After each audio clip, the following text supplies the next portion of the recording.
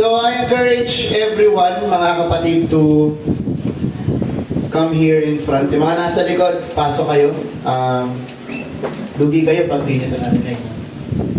Amen. So ready na po ba tayo makinig ng salita ng ating Panginoong Diyos? Amen.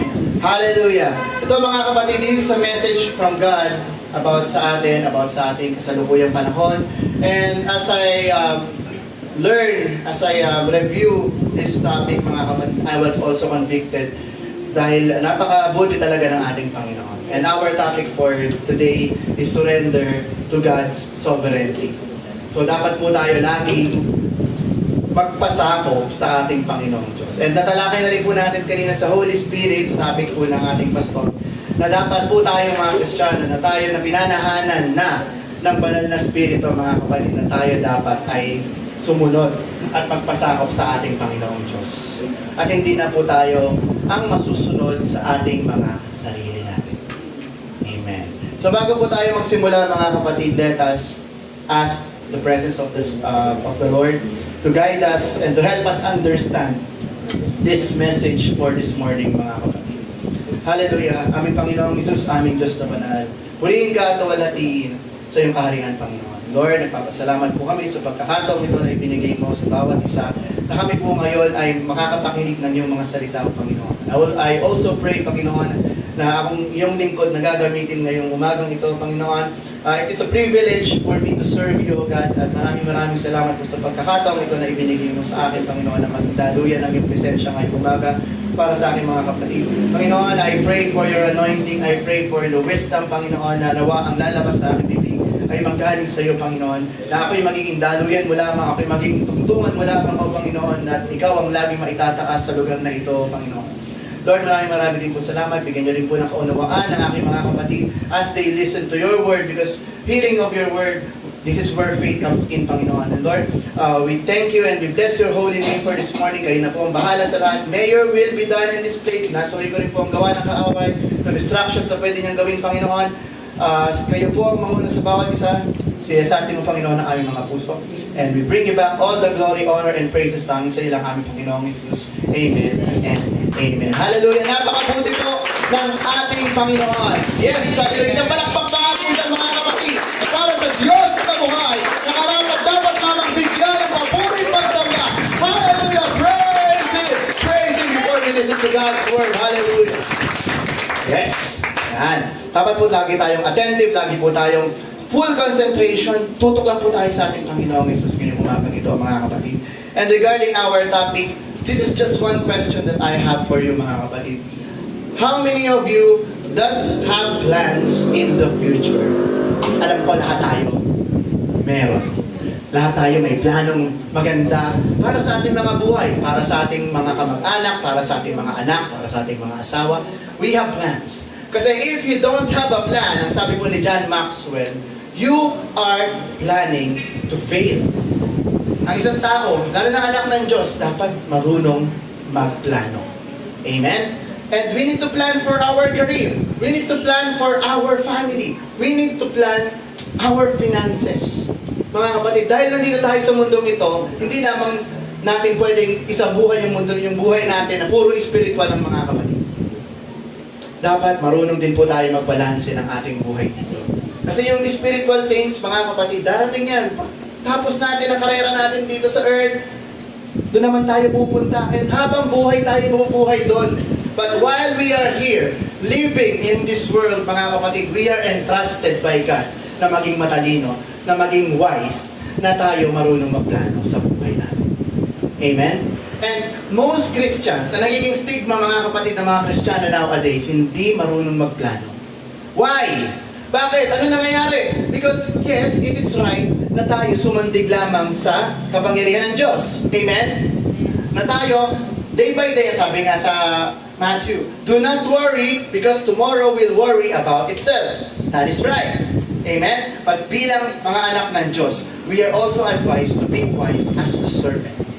Na hindi lamang tayo aasa lang. Sabi nga ng kasabihan ng mundo, na sa Diyos ang awa, nasa tao ang gawa. Hindi naman po pwede na ikaw umaasa kang mabuhay, hindi ka magtrabaho. Hindi naman babagsak ang pera wala sa langit at tutulungan ka pag nag-pray ka, Lord, tulungan mo ako. Wala na akong pera. Babagsak ba ang pera mula sa langit? Hindi.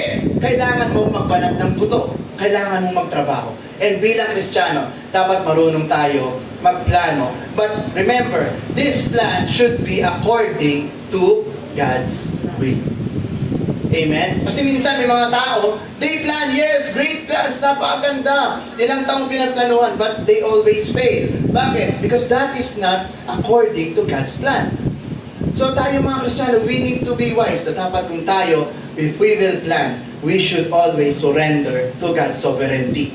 Yun yung ating topic for this morning. Na dapat lagi tayong sasanti kung ano ang gusto ng Panginoon. It's not my will, but His will be done. Amen? Kahit ngayong umaga mga kapatid, you have decided, you have planned ahead of time. Anong isusuot ko papuntang church? Diba? Anong oras kaya ako aalis ng bahay? Yung mga na-late, hindi yun nag-plan ng mabuti. Pasensyahan na po tayo mga kapatid. Kasi kung nagplano ka ng mabuti, hindi ka malilate.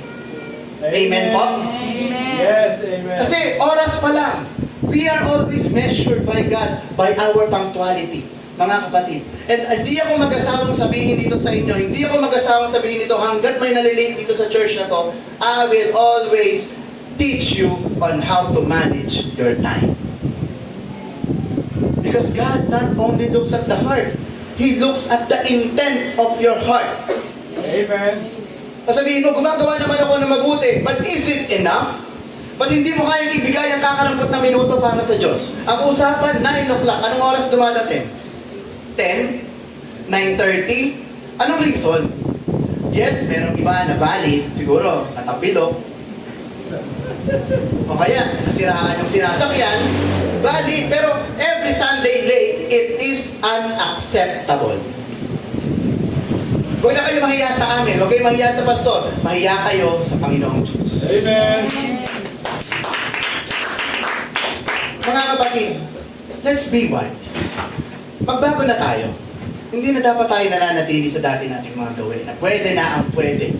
We are serving the King of Kings and the Lord of Lords. And it is a privilege to serve the one true God. And then ngayon, palate-late kayo. Pag inibitahan kayo sa Senado, malilate ba kayo? Baka 5 a.m. pa lang, nandun na kayo. Tapos nakabarong pa kayo. But here, we are not restricted by this worldly standard. Ang hinihiling lang ng ating Panginoon, katapatan. Amen. Mga kapatid, hindi kasama yan sa lesson ko, pero mensahe ng Panginoon sa atin. Amen? And who is really in control of these plans that we have? Only God knows our plan. Walang naitatago sa ating Diyos. Kahit anong isipin mo, kahit anong sikreto mo na hindi alam ng kahit sino ng tao, alam ng ating Panginoong Diyos. Amen? And then one sample, mga kapatid, about sa planning na nag-fail. If you will research yung Space Shuttle Challenger, yan po yung isang proyekto ng US na gumawa po sila ng isang napakalaking project na pupunta po yung Space Shuttle Challenger sa Moon. And then they prepared for a long time. Years have passed. Nag-train sila ng mga astronauts. Then, eto na, launch day na. Lumipad ang Space Shuttle Challenger. And after 73 seconds, sumabog sa ere. After years of planning, imagine niyo, siguro nagplano sila 10 years. Ilang seconds lang, nag-fail ang plan. 73 seconds. That's how life is, mga kapatid. Kahit ikaw, magplano ka ng sobrang tagal, napaka-perfect ng plan. If it's not according to God's will, it will never happen. Kaya, ang payo ko sa inyo, mga kapatid, if you will plan, always ask for God's wisdom. Lord, tama ba itong gagawin ko? Lord, tama ba itong magiging desisyon ko? Panginoon, ikaw ang nakakaalam ng lahat. And God is so generous and He is so wise that He will give you that wisdom that you need. Walang imposible sa ating Diyos na bigyan tayo. Planning is not wrong. Hindi yun masama. Hindi nagpapakita yun na hindi ka sumasandig sa Diyos. But what is wrong is planning without asking God's wisdom. Kung magpaplano kayo, kailangan kasama niyo lagi ang ating Panginoong Diyos. Because no man can guarantee your future. Hindi tayo hawak ng gobyerno. Hindi ka hawak ng sino mang tao. Ang may hawak sa buhay mo, ang ating Panginoon.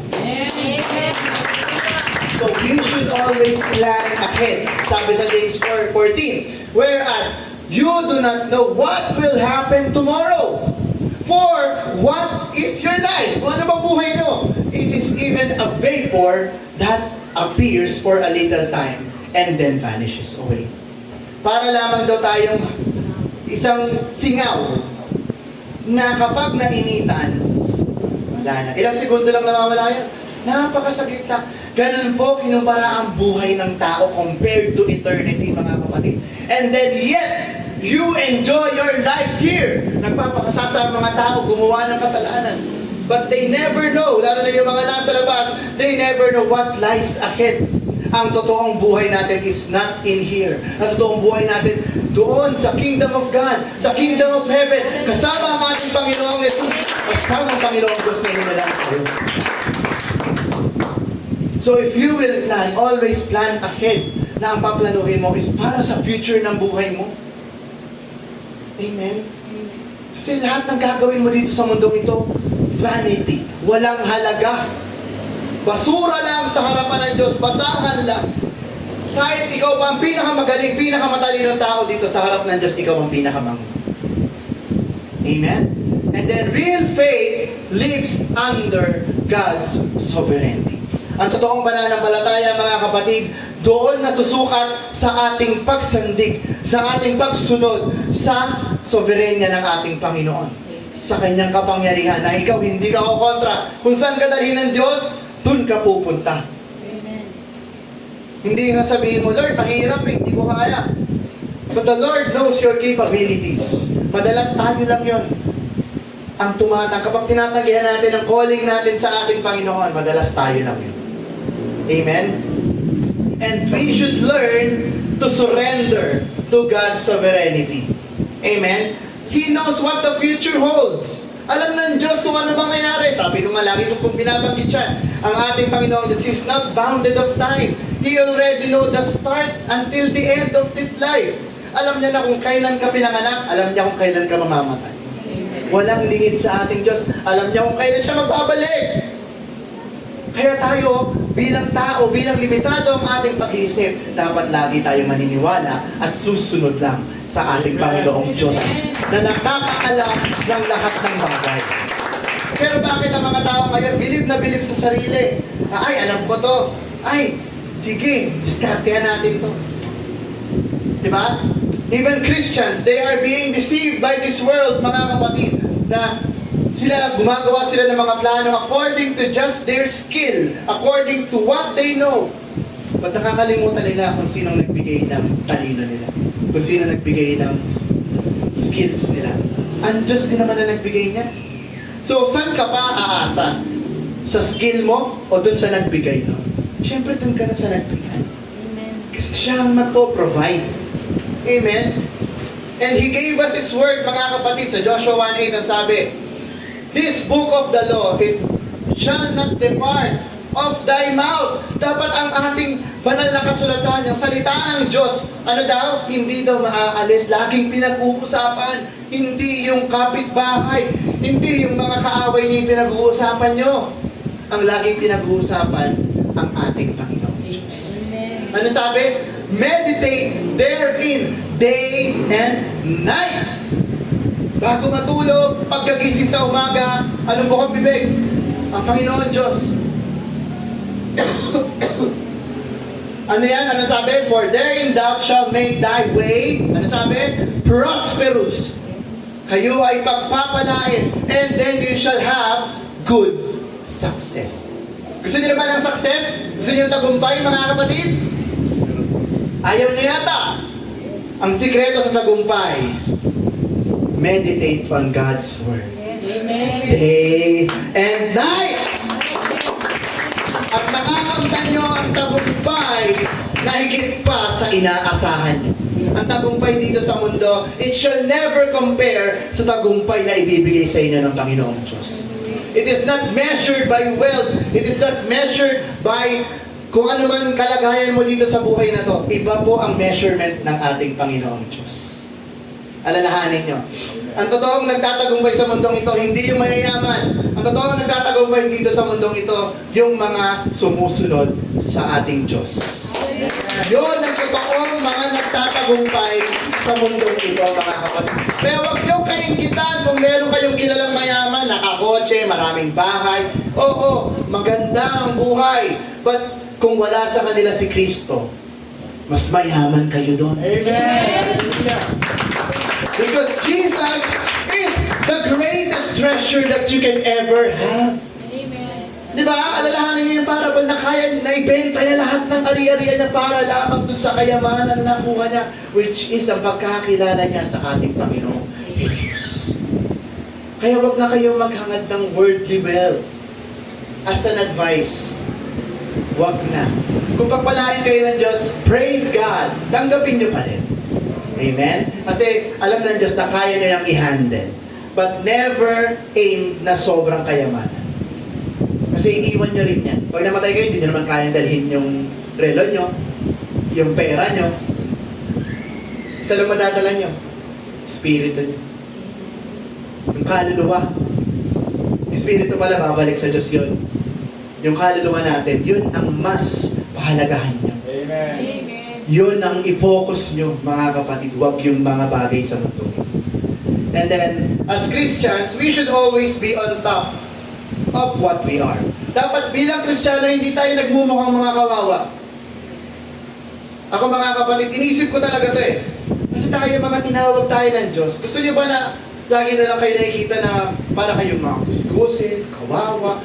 Paano mag-glorify ang ating Panginoong Diyos? Ay, Christian pala yan. Pero bakit ganyan? Butas-butas yung damit, hindi naliligo, ang init-init. Mga kapatid, bilang Kristiyano, ipakita natin yung kaayusan. Amen. Diba? We are not setting a so much high standard dito sa church na to. Sa ibang church, mga kapatid, you are required to wear formal Amen. clothes. But dito sa church na ito, come as you are. Oo, ang Panginoon Diyos tumitingin sa puso. Kung malinis ang puso, syempre dapat lumalabas sa outward. Amen. Kung ikaw kaya mong umarap sa Diyos na nakasando lang at nakashort, sa'yo yan. It's your conviction. But for us bilang anak ng Diyos, we should always face God with our best appearance. Yes. Mga kapatid, Diyos ang haharapin mo dito, hindi lang regular na tao. Kapag in-invite ka ni Mayor, magsusot ka pa ng bestida, magbabarong pa nga yung mga lalaki, nakaslaks pa yan, nakatuntol, may liston pa yan. Yung may linya pa yan dito, may pamada pa. Pero sa Diyos, bakit gano'n? Late pa dumating. Gaano ba kahalaga ang Diyos sa'yo? Amen. Is He your priority? Yes. Amen. Yan ang tanong, mga kapatid. We should always ask that ourselves. Number one ba talaga si Lord sa akin? O number one pa rin ako sa buhay? O number one yung asawa ko? Number one yung anak ko? Dapat si Jesus lang ang number one. Amen.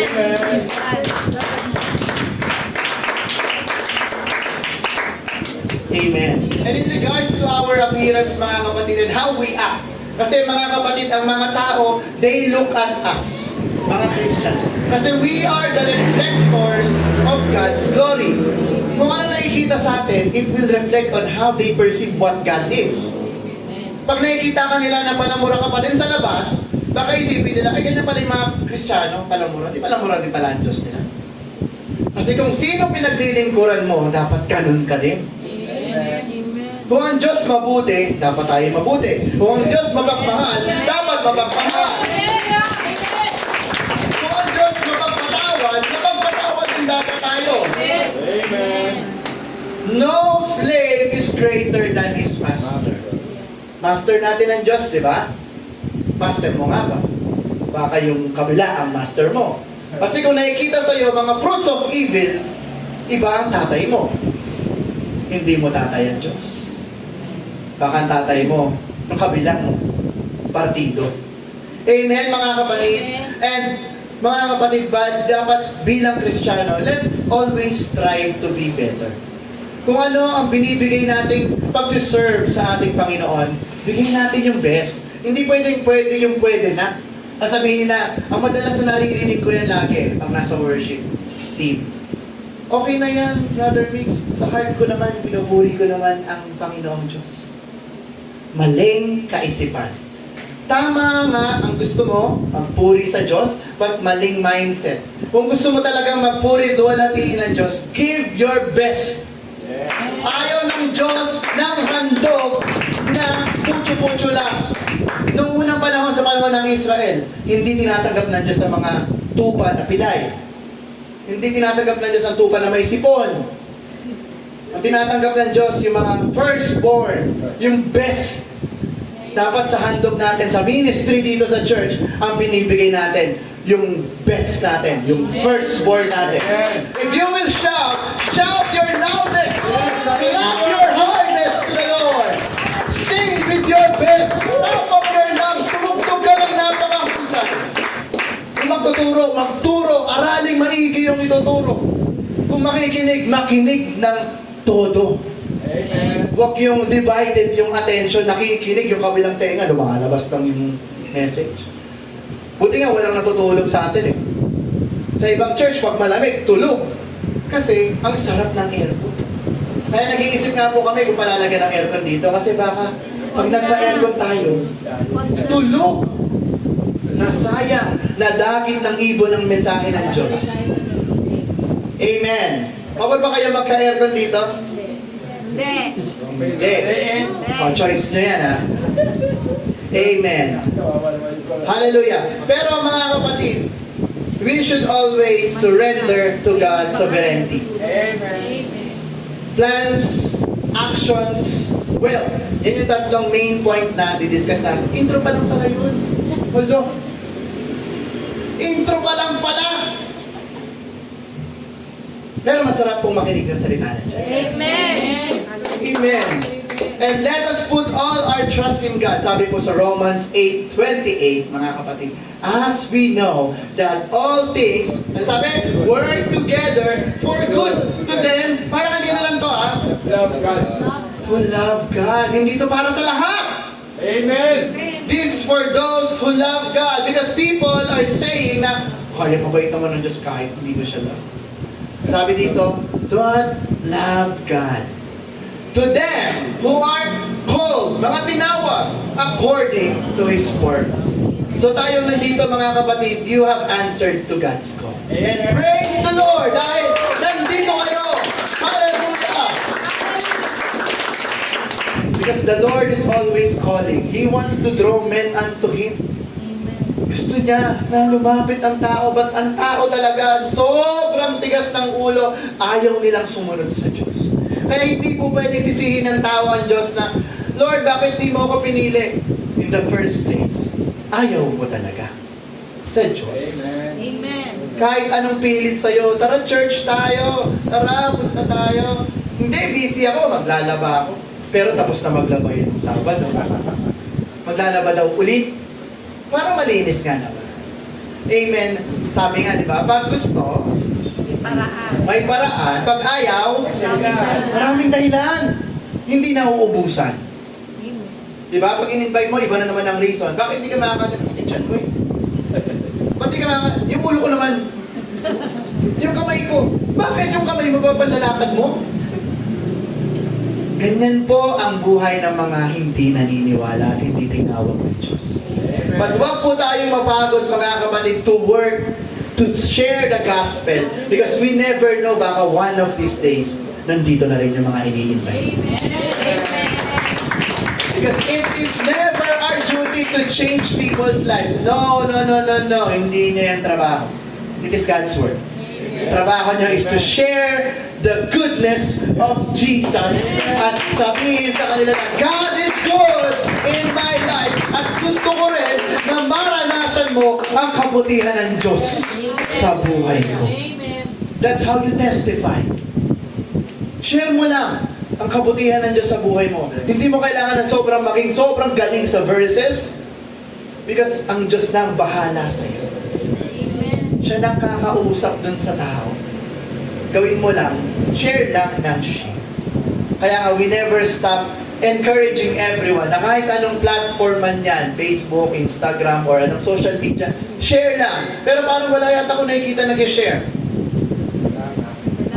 Wala. Walang dumadaan sa wall ko, puro pusa. Wala. Wala. Mag-share naman kayo ng kahit word of God. Kaya ba natin, mga kapatid? Amen. Amen. That's also part. Kung anong ginawa mo dito sa lupa, nakatali sa langit yun. Pag nakita ni Lord, ay, nag-share yun ako. Yes, +1 mo. May +1 na? +1. Uy, nag-share ulit. +2 na. Galing talaga ng anak ko. Ang sibag. Kaysa naman yung nag-share ka ng kung ano-anong meme, kalokohan. Putong anak ko, anong pinagagawa nito?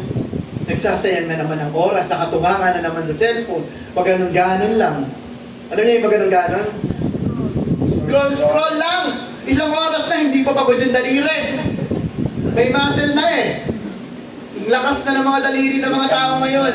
Dito o dito. Ganon, di ba? Diba? Ang gagaling na. Pero sa yung tuhod, wala man ng kalyo. Kasi hindi lumuluhod para magdasal sa Diyos. Ano na?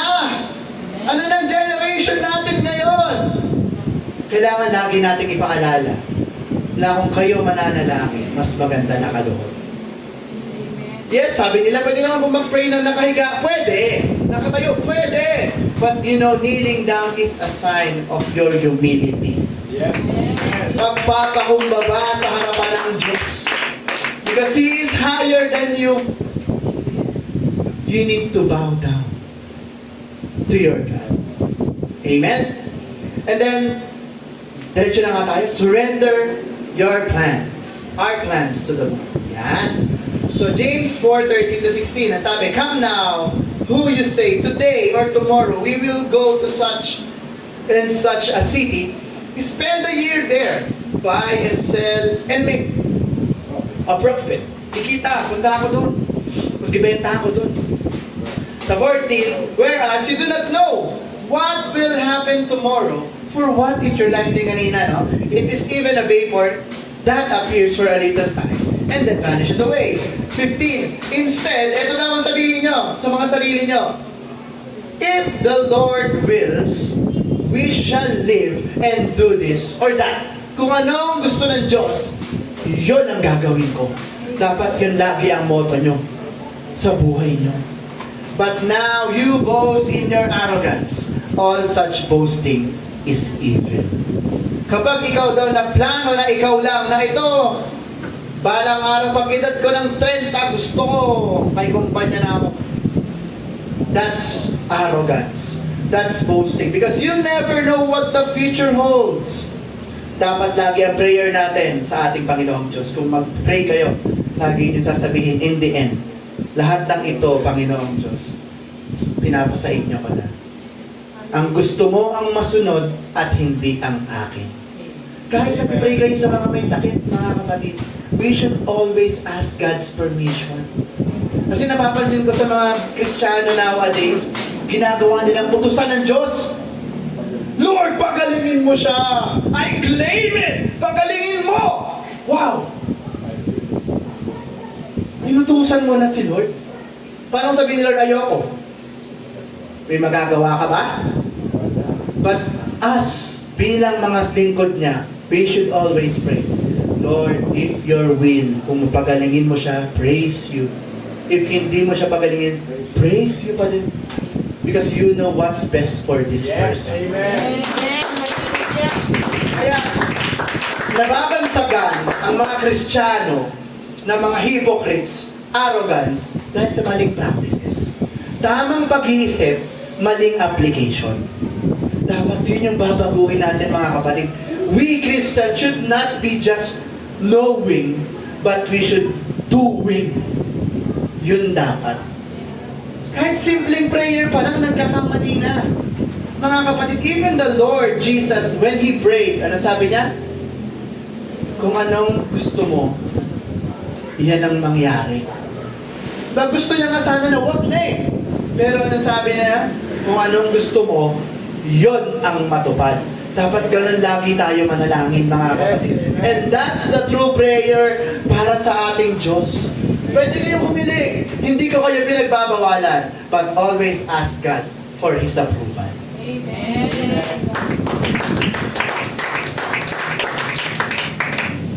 Hindi rin masamang mag-claim, mga kapatid, kung yan talaga ang gusto ng Diyos. Pero mas maganda talaga, lagi nating isasangguni muna sa Diyos. Huwag tayong mangunguna sa gusto ng Diyos sa buhay natin. Kaya nga, we should always surrender our plans. May nagsusurrender ba na inuutusan ng Diyos? Lord, bigyan mo na ako ng trabaho ngayon, kailangan ko na. Lord, gumamit ka ng mga kapatiran na pwedeng makatulong sa akin. Wow. Sabihin ni Lord, lakas yan. Lagi kang hindi umangatid ng church, tapos hiling-hiling ka sa akin. Diba? Amen. Amen. Ang lakas humiling! Pero hindi naglilingkod sa Diyos. Ang lakas kumubra, ayaw magbigay. Ganyan tayong mga Kristiyan. Magbago na. Repent. Repent. Change our ways. Kasi malapit na po ang pagbabalik ng Diyos. The end is at hand, mga kapatid. At kita-kita nyo naman, ang dami ng signs na binibigay. Pero hindi naman natin alam kung kailan. Malay natin, mamaya. Pwede din naman after 20 years, 30 years. We never know. Because only God knows kung kailan siya babalik, mga kapatid. And if you have a plan, always remember, put God first. Seek ye first, palagi, the kingdom of God and His righteousness. Amen.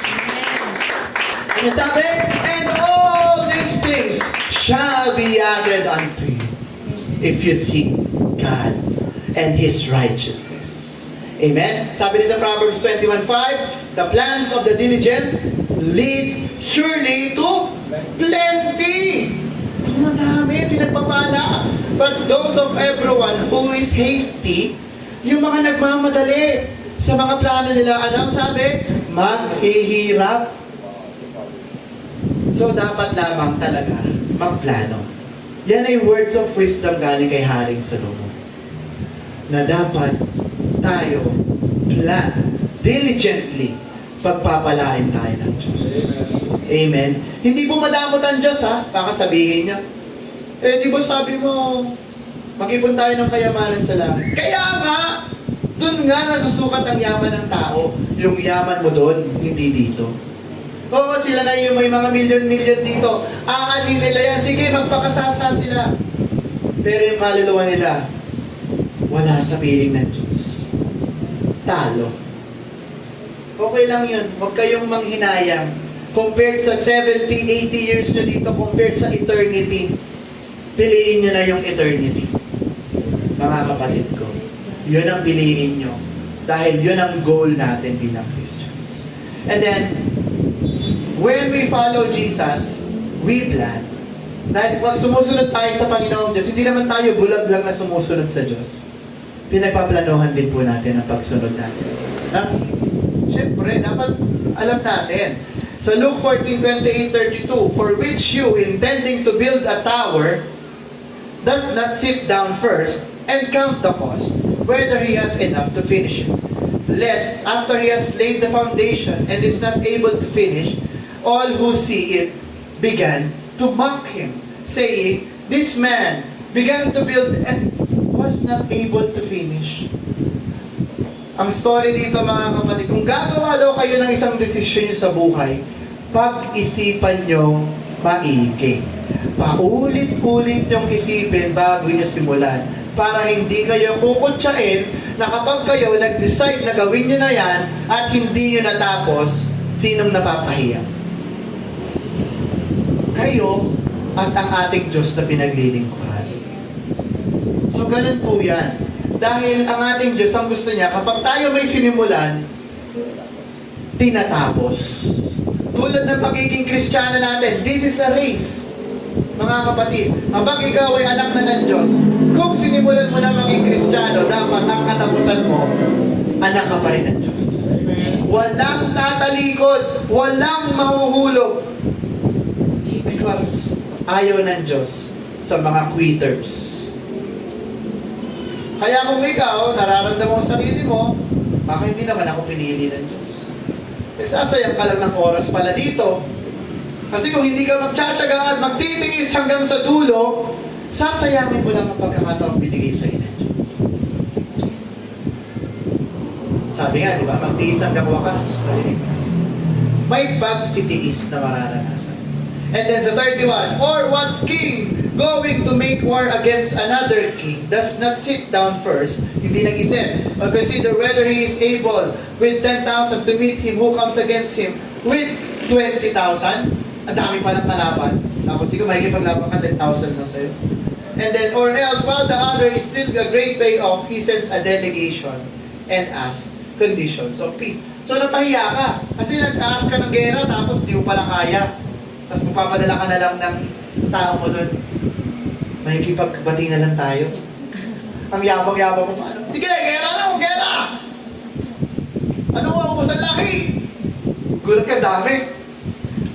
Teka na. Sorry na po. Peace na tayo. Diba? Nakakahiya! Kaya tayo mga kapatid, pag may desisyon tayo na gagawin sa buhay natin, mag-pray. Pag-isipan. Ulit-ulitin. Pag-pray lagi kay Lord. Huwag lang isang beses. Palagi. Hanggang sa ibibigay ng Diyos sa inyo ang kasabi. Pag hindi, sundin nyo. Kahit kapag sa kalooban nyo, sundin nyo ang Diyos. Kasi He knows what's the best for you. Ang madalas sa mga Kristiyano na papahamak, kahit na nag-dona si Lord, tuloy pa din. Gusto ko eh. Tsaka Lord, wala ka bang tiwala sa anak mo? Galing to! Eh ayaw nga ni Lord. Wala. Nag-asawa ng unbeliever. Siya ang nadala, imbes na nadala niya. Ano sabi niya kay Lord? Lord, pagbigyan mo na ako sa boyfriend ko or sa ano ko. Madadala ko siya sa'yo. Promise. Eh na naging mag-asawa na, hindi na siya pinapasimba, binubugbog na siya. Pag nagsimba ka, wala ka ng paabukas. Grabe, no? Oh, nasa na? Kasi, ang plano ni Lord sa'yo, believer ang mapangasawa mo. Pero, ginusto mo pa rin ang plano mo. Walang sisihan. Ganon ang ating Panginoong Diyos. Sometimes He lets you, or she lets you, do kung anong gusto mo to test your faith. And then, may consequence lagi. Walang kasalanan ang nakakalusot sa mata ng Diyos. Lahat ng kasalanan, even Christians, even believer or non-believer, may consequence. Patatawarin ka ng Diyos, pero may bayad pa rin. May karampatang parusay. Pero napakabuti na nga ng Panginoon, di binayaran niya na nga lahat ng kasalanan natin, no? Pero bakit kasala pa rin tayo? Imagine niyo habang nagkakasala kayo, nandun na naman si Jesus sa cross, babayaran niya na naman. Although nakakatawang isipin, pero di ba kayo nahihiya sa Panginoon? Na every time you sin, isang pako yung ginaganon sa kamay niya. Pinapahirapan. Kasi binabayaran niya yun eh. Bayad na yun, mga kasalanan natin. Mga kapatid, di ba kayo nahihiya? Di ba kayo nakakonvict? Na every time you sin, dinidiinan yung hammer, yung nails dun sa kanyang kamay. Nandun yung paghihirap ng Diyos. Every time na gumagawa kayo ng maligba. Balik tayo. The problem is planning is without surrender to God's will. Yan. So always surrender. And is it God the center of your plan? So kapag hindi ang Diyos ang nasa sentro ng plano mo, you are counted as a fool. Hangal ka kapag hindi ang Diyos ang nasa gitna ng plano mo. Amen? Bakit, Kuya Mix? Meron dalawang reality sa pagpaplano. Una, uncertainty of tomorrow. Hindi natin alam kung ano ang darating bukas. Diba? Sabi nga doon sa binasa natin sa James 4:14, whereas you do not know what will happen tomorrow. At hindi na rin natin pwedeng balikan yung nakaraan. Ang yesterday na yan. Baon na yan sa limot. Hindi na natin pwedeng balikan yan. But what we can do is to do now. Yun ang dapat mong kasikasuhin. Kung anong magagawa mo ngayon. And then tomorrow, pagkatiwala mo na sa Diyos, Amen. Siya na ang bahala sa iyo. Amen? And then the brevity of life, sabi dito, yung brevity, fragile lang ang buhay. Napakasaglit lang. Diba? Sabi dun sa James 4:14 din sa pangalawang side, it is even a vapor that appears for a little time and then vanishes away. Ganun lang ang buhay natin sa mundo. Para ka lang dumaan. Diba? Kayo, kilala niyo pa ba yung mga lolo ng lolo nyo? Eh yung tatay ng lolo nyo. Hindi nyo na rin kilala. O ganun lang, o ilang generation lang, hindi nyo na kilala. Balang araw, pagkamatay din natin, yung mga susunod na generation, hindi ka na rin maaalala. But one thing will remain. The Word of God remains until the end.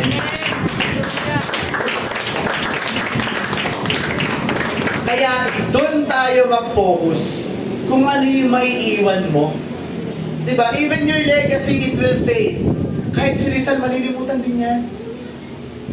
Ngayon, oo, sige, sikat pa siya. Wala na nga siya sa piso. Diba? Dati nasa kita-kita mo lagi si Rizal sa piso. Tanungin mo yung ibang kabataan ngayon, wala nang kilalang bayani. Ang kilala nila si Kong. Sino pa si Ibana? Pero tanungin mo, sino si Marcelo del Pilar? Sino yun? Lager ba yun? And that's how the world works, mga kapatid. Yes, may history. But kung ikaw ay simpleng tao lang, walang magbubukas ng pangalan mo. Sino ba yan? Nobody lang yan, ha? Sino ba yan si Ray Arevalo? Sino ba yan? Ba't ginawa yan? Wala namang bilang yan. Pero, sa mata ng ating Diyos, if you have served Him, nakasulat ka dun sa Book of Life. Pag hinanap ka niya, uy! Si Ray. Ayun, nakalista ko pala. Kala ko nawala eh. Nandun pa pala siya. Galing talaga ng anak ko. Tuturo yan ngayon. Anong date ngayon? May 17. Nagtuturo yan ngayon. May nag-uusap sila ng mga langit.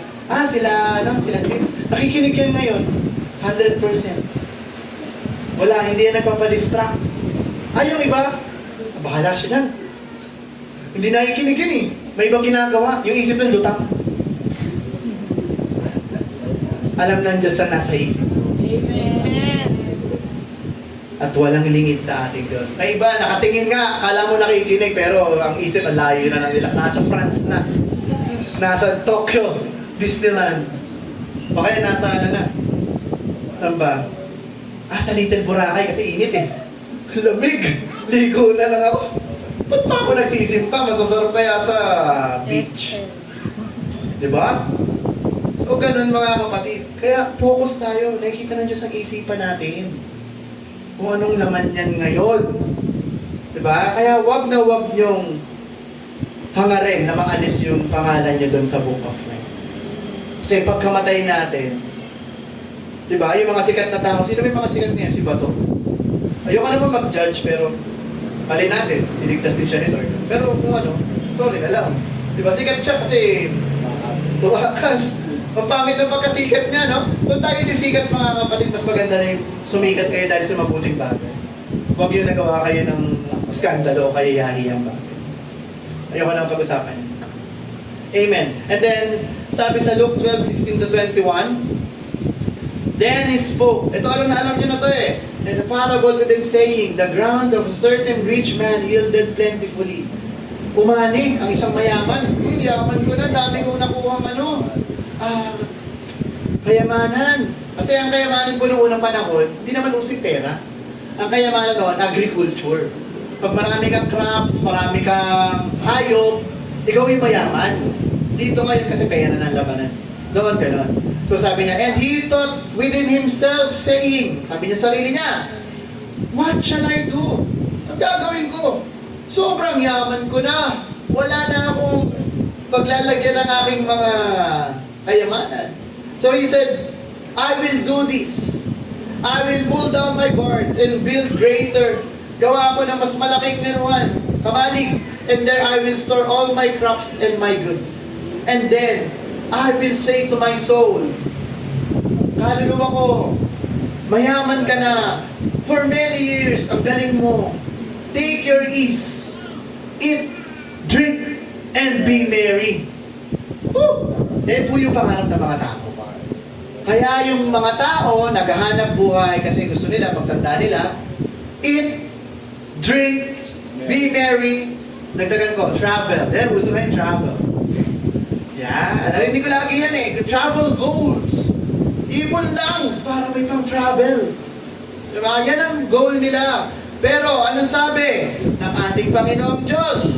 And God said to him, "Fool! This night your soul will be required of you. Then those things be which you have provided. So he is who lays up treasure for himself and is not rich toward God." Kinuha ng Diyos ang kanyang buhay, gabining yun. Napakinabangan? Hindi. Iba ang nakinabang. Alam nga naman, pabulukin na lang yun ng mga tao dun. Pinag-ipunan mo, iba ang nakinabang. Ganyan po ang mga tao. And they are all, hindi na po natapos ang cycle na yan.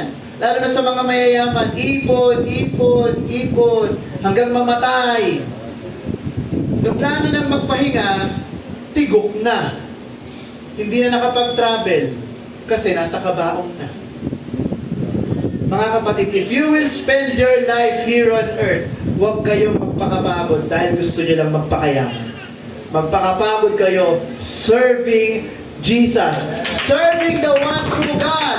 Dahil yan, kung ang mga ginagawa nyo yan, na paglilingkod sa ating Panginoong Diyos, naiipon doon sa langit yan. Lay up your treasures in heaven where moth and rust doesn't destroy. Yung kayamanan natin sa lupa, may nabalitaan nga ako, nag-ipon sa kawayan ng mga perang papel eh. Pagbukas, abo na. Inanay eh.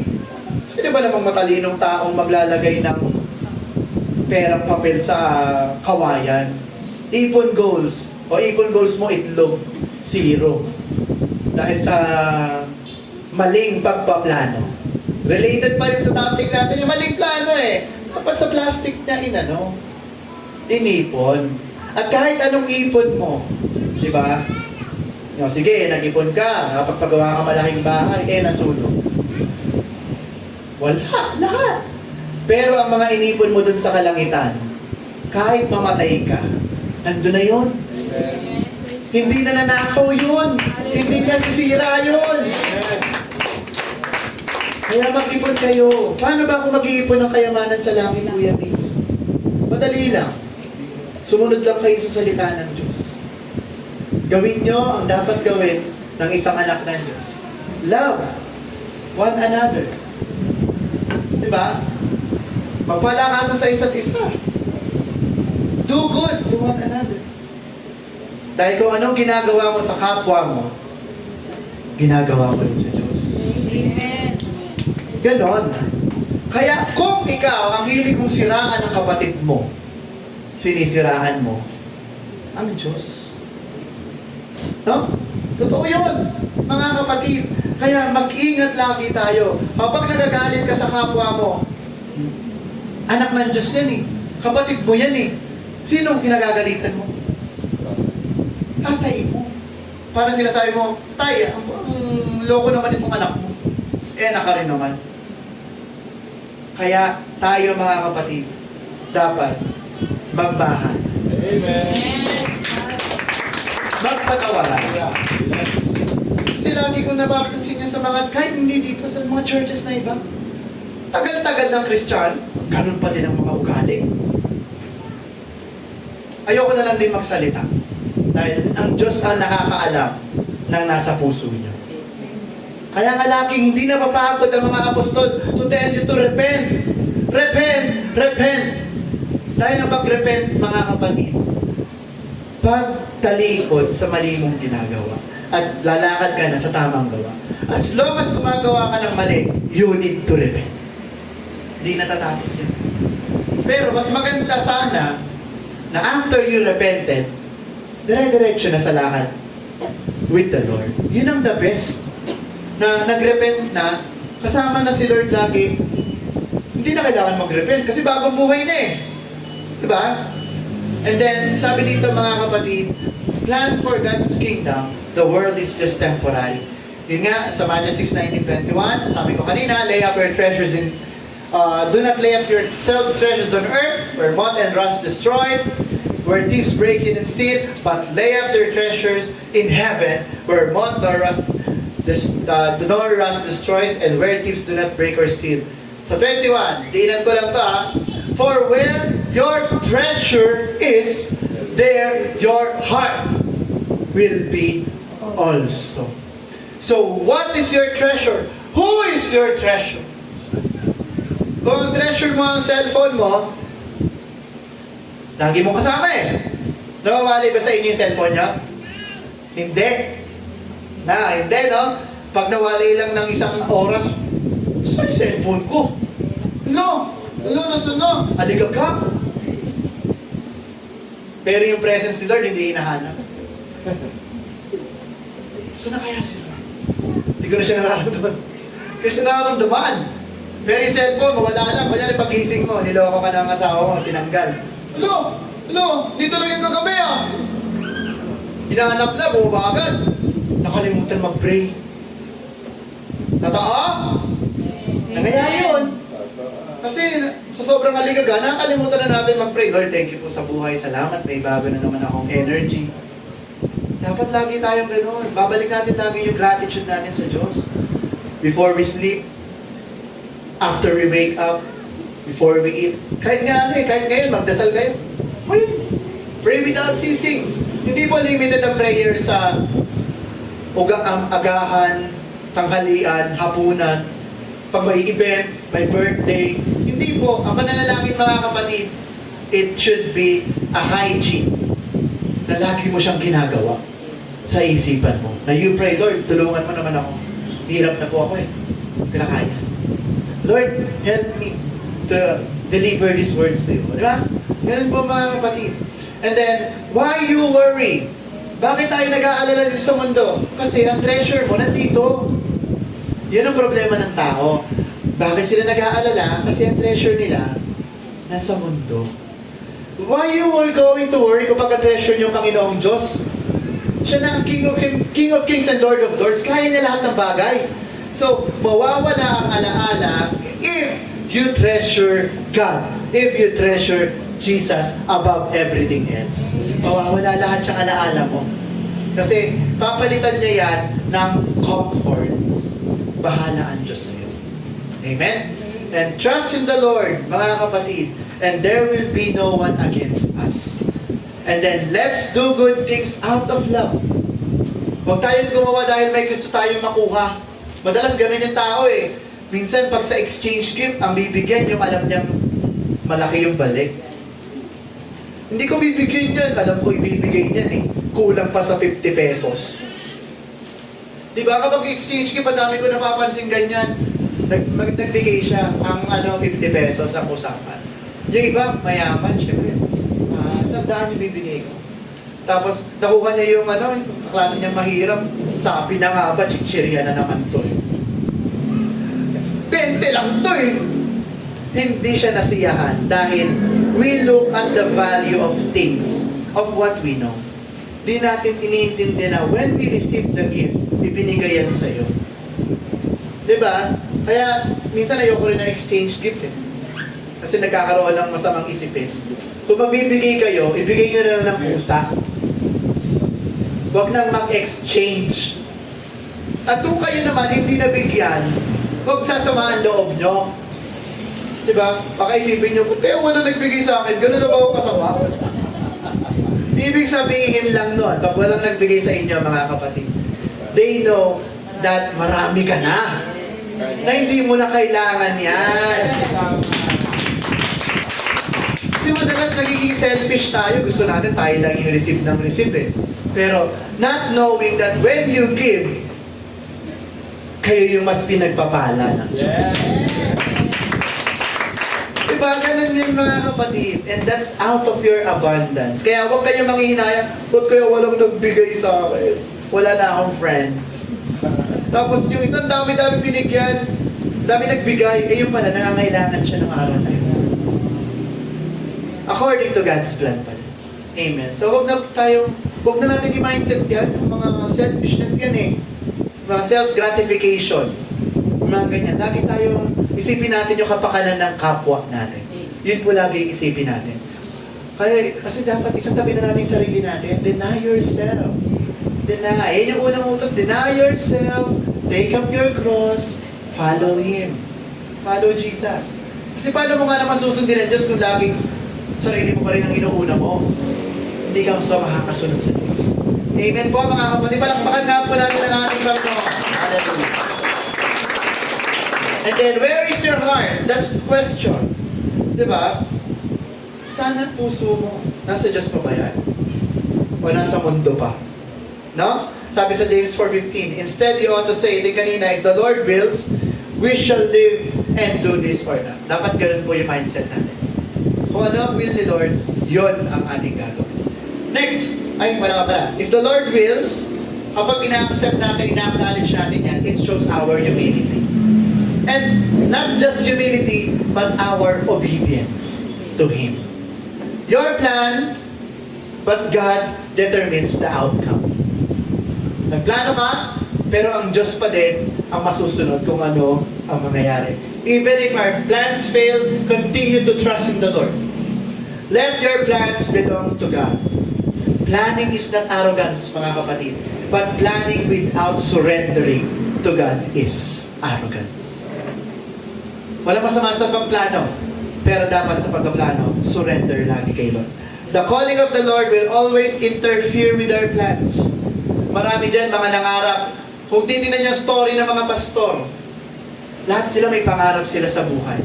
Wala naman sigurong bata nangarap, gusto kong maging pastor. Wala pa ako narinig na gano'n. Meron siguro iba. Pero ang pagpapastor po, mga kapatid, hindi siya pinapangarap. Ayaw nga yan ng mga pastor eh. Maniwala kayo. Lahat ng tinawag ng Diyos, ayaw nila dyan. Bakit? Mahirap po kasi. Yun ang pinakamahirap na profession. Kasi ang aalagaan mo, mga tupa ng Diyos. Hindi lang regular na tao lang sa kumpanya. Mga anak ng Diyos yan. And napakabigat po ng responsibility ng isang pastor. Kaya always support your pastor. Always pray for your pastor. Diba? Kasi iba po ang trabaho ng pastor. And naniniwala mo ko, nakarinig na ako ng iba-ibang mga testimonies na every time daw na, nung hindi pa sila pastor umaaten sila ng mga gawain. May mga ibang pastor na magkasabi, meron dito, tatawagin ng Diyos. Maging pastor. Lagi daw nila sinasabi sa sarili nila, hindi ako yun. Huwag mo ko ituro. Pero, magugulat sila. Sila yung tinuturo. Ikaw! Susunod na magiging pastor. Pagpunta ko! Ganun po. At kahit sa ayaw at sa gusto mo, if you are called, dapat kang sumunod. Ganun po ang calling, mga kapatid. And it's not just calling sa mga pastor, maging sa mga Christian. Kapag ikaw talaga ay tinawag at pinili ng Diyos, kahit anong takbo mo sa Kanya, babalik ka sa Panginoon. Kasi pinili ka na eh. Hindi ka na mawawala. Kung ikaw sa dulo ng buhay mo nawala ka sa piling ng Diyos, ibig sabihin, isa lang yun. Nagpapanggap ka lang na pinili. Amen. At marami sa church, hindi lang dito, maging sa iba, mga kambing na nakikisama sa mga tupa. Huwag na natin hangarin na isa ka dun. Ayan. Focus tayo kay Lord. Kasi malay mo, nagsasayang ka lang ng oras pala. Serve ka ng serve. And then at the end of your life, nandun ka sa isa sa kumakatok sa gates ng heaven. Lord, Lord, papasukin mo ako, Lord. Nag-serve ako sa iyo, Lord. Di ba nakatakot yung mga ginawa ko sa iyo dyan? Nagpatakas kami ng masamang spirito. Nagpagaling kami ng mga may sakit eh. Pero with the wrong agenda in mind. Na ginawa nila yun, hindi dahil gusto nila. Ginawa nila yun dahil gusto nila makilala sila bilang magagaling na mga pastor, may ayamang simbahan, maling gawain. Yun yung mga babagsak, mga kapatid. Kaya mag-ingat lagi tayo. Lagi ko pong pinapaalala sa inyo. Never, ever idolize people or any congregation. Only serve Jesus. Yung loyalty nyo, faithfulness nyo, huwag sa kung anumang grupo o kahit sino mang Poncio Pilatong nagmamagaling na tao, dahil tao lang yan. Sa Diyos tayo lagi. Hallelujah. Amen. Kasi yun yung mali ng ibang mga nasa relihiyon eh. And religion will not save you. It is your relationship to God. Amen. Yung connection mo sa Diyos. That's what saves us. Hindi yung religion. Kasi lagi nakakasam na nga ako, lagi na nagsasabi, kami namang ligtas. Eh, di kayo na nga.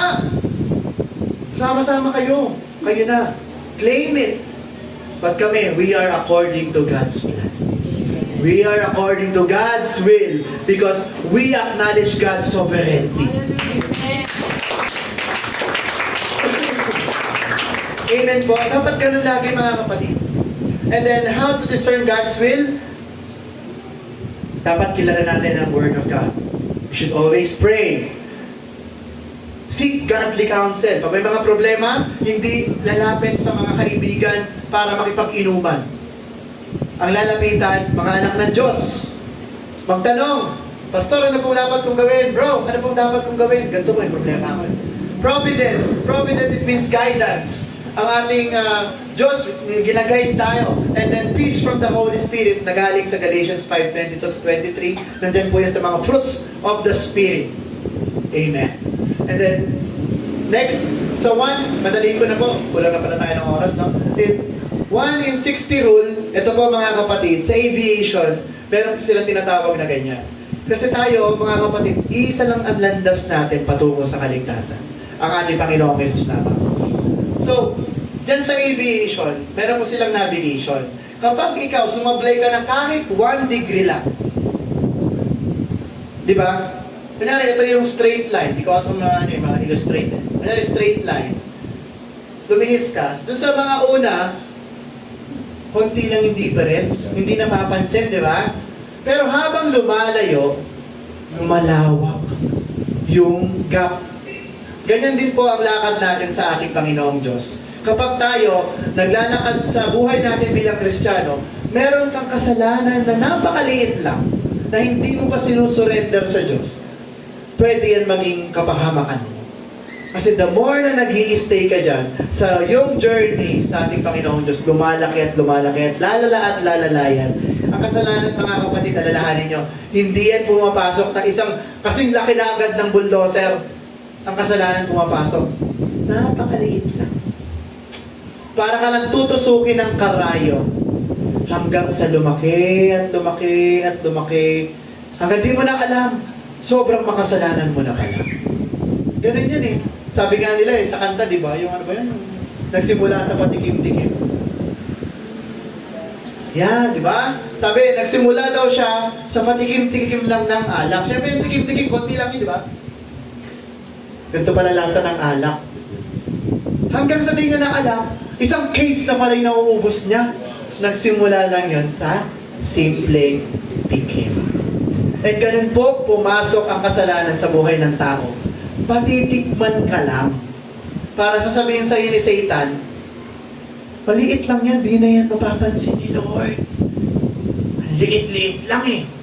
Pero alalahanin nyo, kahit isang hibla ng buhok nyo, alam ni Lord dyan. Pag may nahulog dyan, may nahulog 10, nung naligo siya.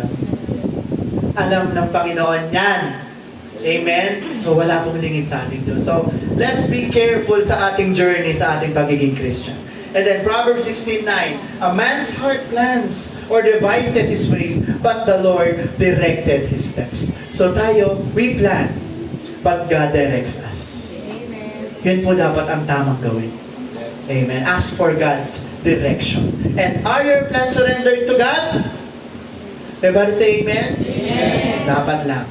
And then next, surrender to God our actions. From the future plans to present obedience. Sabi sa James 4:17, therefore to him who knows to do good and does not do it, to him it is sin. And that is called the sin of omission.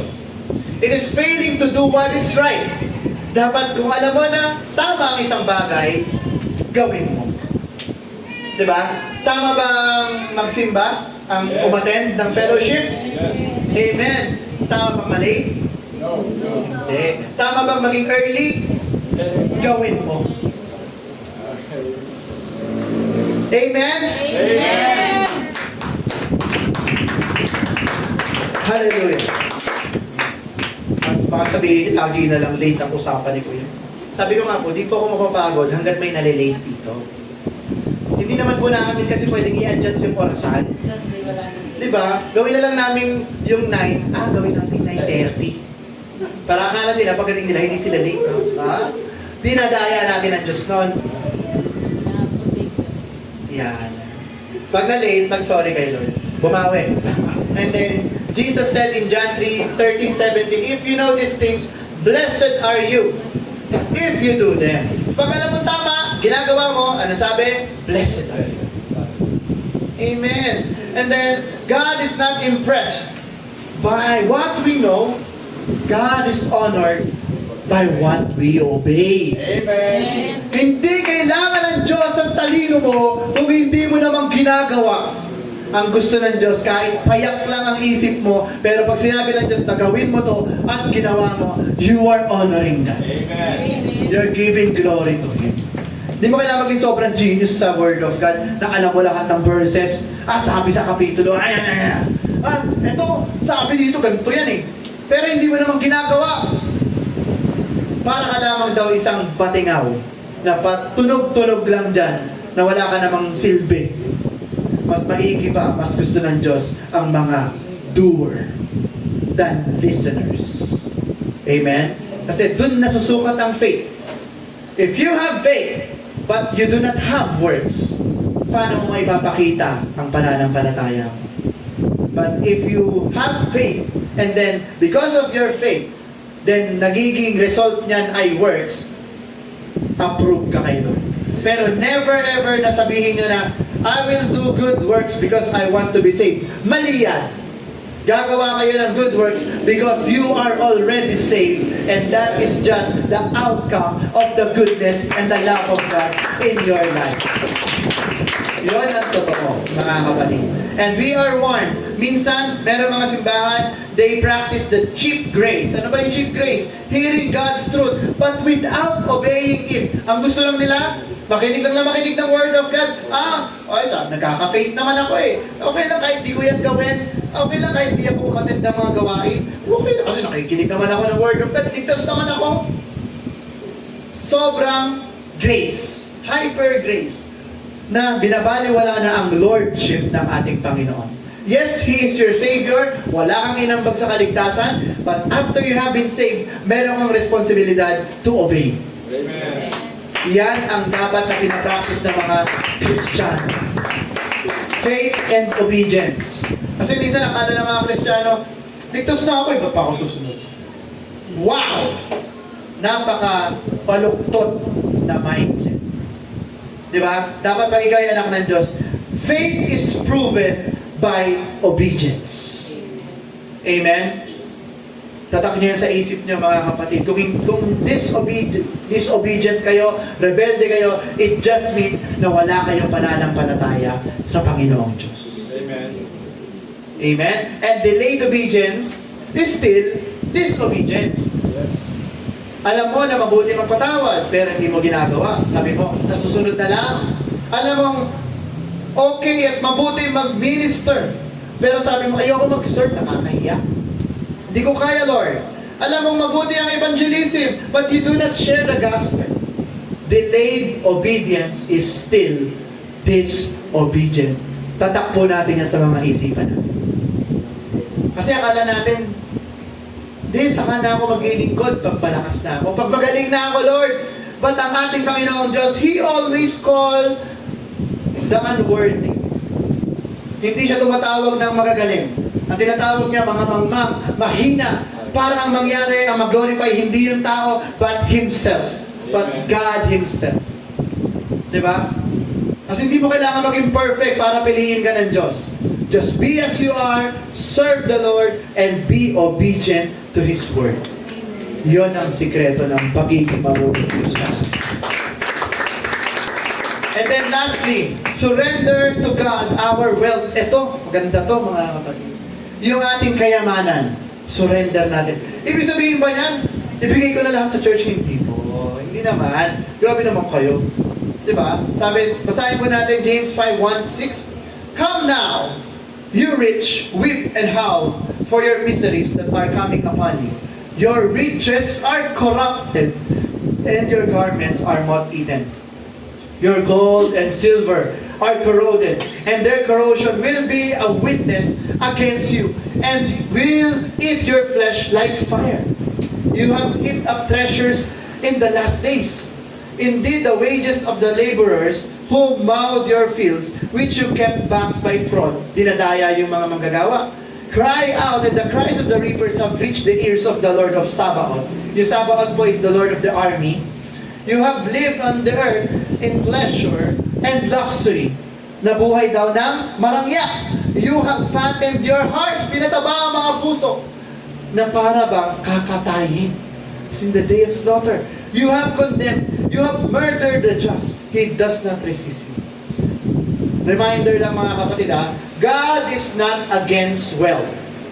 Okay? Hindi siya against sa kayamanan. Common mindset, lagi ng mga Christians, dapat pag Christian, dapat mahirap. Kasi hindi na tayo umaasa doon. Umaasa na lang tayo sa Panginoon. But, wealth is not measured by the number of money or properties that you have. It is measured in our hearts. How we value what we have. Naigets nyo? Doon na may measure ang totoong mayaman. Yung contentment kung anong meron ka ngayon. Hindi sa dami. Kasi ang mayayaman, mga kapatid, hindi sila kontento. Hanggat kaya nila mangangangkam at mangangangkam pa yan ng kayamanan. Dahil wala yung contentment sa puso nila. But a true wealthy person, a true wealthy Christian, nakikita yung contentment. Doon mo makikita na ikaw ay mayaman. And makikita rin po natin sa Bible, meron din naman mga mayayaman na anak ng Diyos. May mga kilala ba kayo? Meron, si Abraham. Daming ari-arian si Abraham. Si Job. Siyang pinakamayaman sa half of this world. No, after na pinagpala ng ating Panginoong Diyos. And then si Lydia sa New Testament. And then Joseph of Arimathea, mayaman po yun kasi may sarili siyang lugar for his grave na binigay para sa Panginoong Diyos. Di ba mahal yun, noong panahon na yun? Para naka-St. Peter siya, no? Naka-St. Peter. Ready na. Pag nawatay, may libingan na ako. Mayaman yun. Di ba? The issue is not wealth. Anong issue? Materialism. And that's what strikes Christians. Dahil madalas, doon tayo napupunta sa pangalawa. Materialism. Materialism is when money becomes our security instead of God. Na ang pera na yung inaasahan natin magsasalba sa problema natin, hindi ang ating Panginoong Diyos. Kasi ang kasabihan nga ng mundo, money makes the world go round.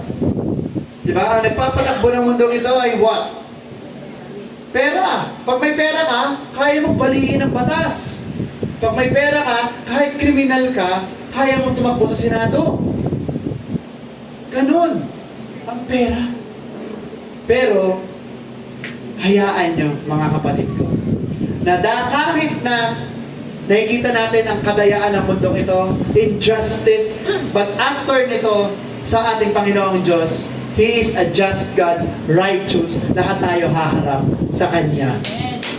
At tutuusin niya tayong lahat. Sino dito may mga savings? Hindi masamang mag-save. Alright? But remember, savings is not your safety net, but it is always God who is in charge of our safety. Maubos man ang lahat, Huwag niyo lang pagpapalit ng ating Panginoon Diyos. Amen. Mawala man ang pera nyo, mawala man ang ari-arian nyo, but never ever lose Jesus in your life. Amen. Amen? Lagi paalala, if the Lord wills, it will happen.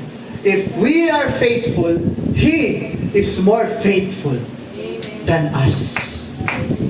Sa Kanya nanggagaling yung faithfulness. Diba? So, ano ba ang mga symptoms ng materialism, mga kapatid? Para malaman niyo lang. Una, hoarding wealth. Kamkam ng kayamanan. Yan, marami yan. Nasa balita lagi sila eh. No? Maraming kotse. Yung mga mahilig na connect. Hala, may toys ako. Bibenta ko na nga yung toys. Yan. So, masama po mga kolekta. Na mga walang kwentang bagay. Amen? So, di ba? Kaya ang sabi ko sa inyo, nung napag-aralan ko ito, naisip ko, Mama, thank you Lord, dahil sa wisdom na binibigay niya sa atin. Na ang mga bagay sa mundong ito is just temporary. And we do not need to hoard wealth. Injustice. Yung injustice, ito yung nasa 4, sa binasa natin kanina, yung wages ng mga laborer, hindi sila tama magpasahod. So, dinadaya nila yung mga manggagawa. So, dapat hindi po tayo ganyan. Kung meron tayong negosyo or something, dapat po tayo sa pasahod. Dapat din tayo bilang mga empleyado na kapag tayo nagtatrabaho, magtrabaho, huwag pumetics. Diba? Minsan kasi, pag ano, pepetics na, 4 o'clock pa lang, nag-makeup na, ready na pa uwi ng alas 5. Eh, time of work mo pa din yan. Diba? Ganyan po sa mga ibang ahensya. Buti nga, ngayon na, bago na, di ba? Pag 5, may nagtatrabaho pa din. Praise the Lord kasi nakikita nila. So, dapat wag po tayo gano'n. Wag po natin dayain. And then, self-indulgence. Ano sabi dun sa 5? You have lived on earth in pleasure and luxury. So, masama po pala yun na mag-enjoy masyado. Di ba? Pwedeng mag-enjoy, pero dapat intindihin nyo pa din to give the glory back to the Lord. At kung maaari, huwag niyong ipagpapalit ang outing sa pagsamba. Yun lang. Just pakikiusap ko lang bilang kapatid niyo. Huwag niyong ipagpapalit ang Panginoon sa kung ano mang lakad yan. Unless life or death, or minsan lang talaga mangyari. Kunyari, kasal niyo. Kung ikakasal naman kayo, huwag niyo naman itaong linggo. Aagawan niyo pa yung pastor ng moment. Aagawan niyo pa si Lord ng moment. Kay Lord na yan eh. Bigay niyo na. Diba? Kung mag-celebrate ng mga any celebration, kung mag-celebrate kayo, payo ko lang to ha, para sa akin lang to talaga mga kapatid. And message ito ng Panginoon sa inyo. Mga binyag, birthday, unahin niyo ang Diyos. Unahin niyo ang presensya ng Diyos. Kung kaya, hindi niyo kaya mag-prepare kayo ng Sabado. Tapos mag-party kayo ng hapon. Kaya ba? Amen. Unahin niyo ang Diyos. Yes. Huwag niyong unahin ng tao. Ako mga kapatid, hindi naman sa pagmamayabang, dalawa ang pinaglilingkuran ko, simbahan. Whole day ako, pagod na pagod ako, pero wala akong reklamo. Dahil alam ko, nandun lahat yun sa langit. Amen. Nandun lahat yun. Yung mga pagpapagal, kahit ng pastor natin, nag-review siya araw-araw, nandun nakikita ng Diyos ang pagpapagal. Kaya, ngayon, half day lang, hindi pa kaya. Ipagpapalit sa mga worldly na masaktan na kayo kung masaktan, kailangan nyo yan. Kasi mga kapatid, hindi tayo nandito, hindi tayo naglalaro dito. Diba? Kung may okasyon, kung gusto nyo Sabado kayo mag-celebrate, wag linggo. Kaya ba? Kaya. Amen. Kung linggo talaga, hapon, hanggang gabi, magpuyat kayo kung gusto nyo. Tapos na kayo mag-serve sa Lord eh. Kung may mga business, isahan nyo ng linggo. Wala ba kayong tiwala sa Diyos? Sasabihin nyo, malakas po benta ng Sunday. Bakit? Sunday is for the Lord. Anin ang benta mo. Oo, sustain yan sa buhay mo. But who is the giver of life? It's God. Balik mo sa Diyos. Yun yung mali natin. Nagiging kampante tayo sa Panginoon. Na ginagawa na lamang natin siya na hilingan, na second option, surrender to God's sovereignty. Balik tayo. Surrender. Di ba? Amen. Palakpakan po natin ang ating Diyos. Ang sabi ni John Wesley, ito po yung, alam ko, naging topic ni Papa Tayo na anak ni Susana Wesley. Siya po, nung kumikita na siya ng medyo okay-okay na, hindi siya nagbago ng lifestyle. Kung ano yung buhay niya noon, ganun pa rin siya namuhay. At yung mga sobra niya, itinutulong niya. Kasi minsan ang tao, kapag ang tao, ang buhay kasi natin, dumedepende tayo kung magkano yung kinikita natin. Totoo? Pag kinikita mo 20K a month, ang buhay mo, ang budget mo, nandun.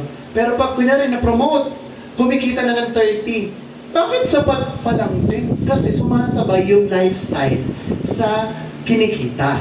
Pero ang matalinong tao, same lifestyle, mas malaki ang kita, nagkakaroon ng savings. Totoo? Amen. Kasi ang tao, the more na nagkakaroon ng ari-arian at pera, nagiging iba yung lifestyle eh. Ang tawag ko doon, nagsa-social client na. Totoo po? Totoo ka, di ba? Kasi, naalala ko, sanay kami sa hirap, ang sahod ko lang nun, minimum. Pero ngayon, bakit ganun pa rin? Laki na ng sinasahod, pero ganun pa din ang buhay. May mali. May mali.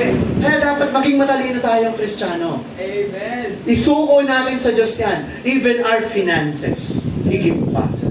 At ang Diyos ang bahala sa atin, tumulong. Kung anong pinangangailangan mo, siya magbibigay sa'yo. Ang panatiliin mo, maging tapat ka sa Panginoon on how you give your offering, on how to give back all the glory sa Panginoon Diyos. Siya bahala magbigay ulit sa'yo. Kasi minsan, ang alam ng mga tao, parang ayoko munang mag-offering kasi may utang pa ako. Kulang. Pero dapat lagi tayong magbalik. Kasi ang pinakauutangan natin lagi, number 1 ang Diyos. Buhay mo, utang mo yan sa Kanya. Oo, bigay niya, pero di ka ba nahihiya, no? Binigay na nga, inaabuso mo pa, katawan.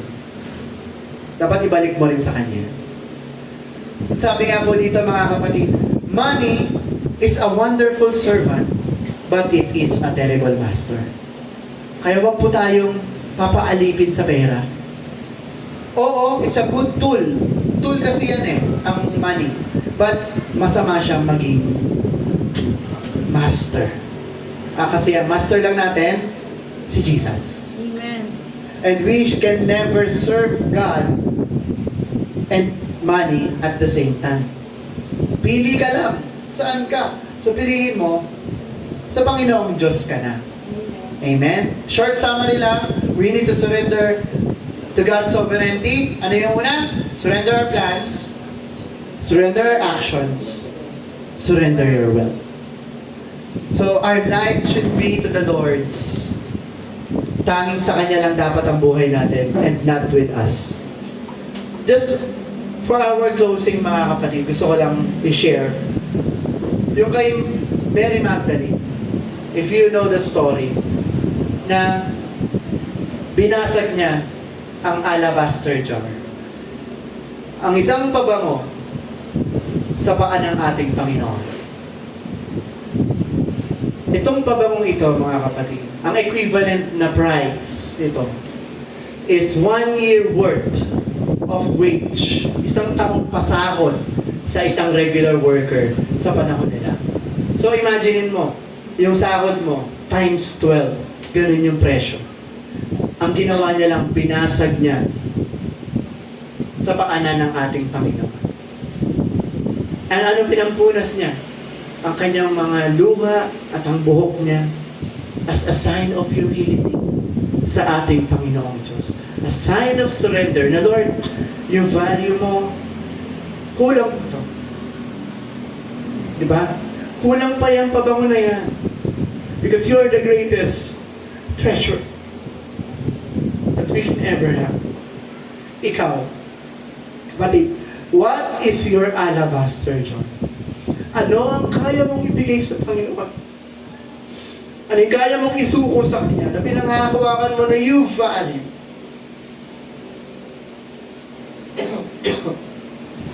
Think about it. Let God work in your heart. Let God's presence flow, mga kapatid. Huwag tayo tulad ni Judas, na tinignan niya yung jar na yun. Sabi niya, hala, sayang. Dapat binenta na lang. At nagamit pa sana para sa work ng church. Ngunit sa puso ni Judas, wala sa kanya ang heart of a servant, because what he just wants is to get the money na pagbebentahan nun, nakawin. Dahil siya yung treasurer noong panahon na yan, mga kapatid. So let's be like Mary Magdalene, na willing to surrender even our greatest treasure,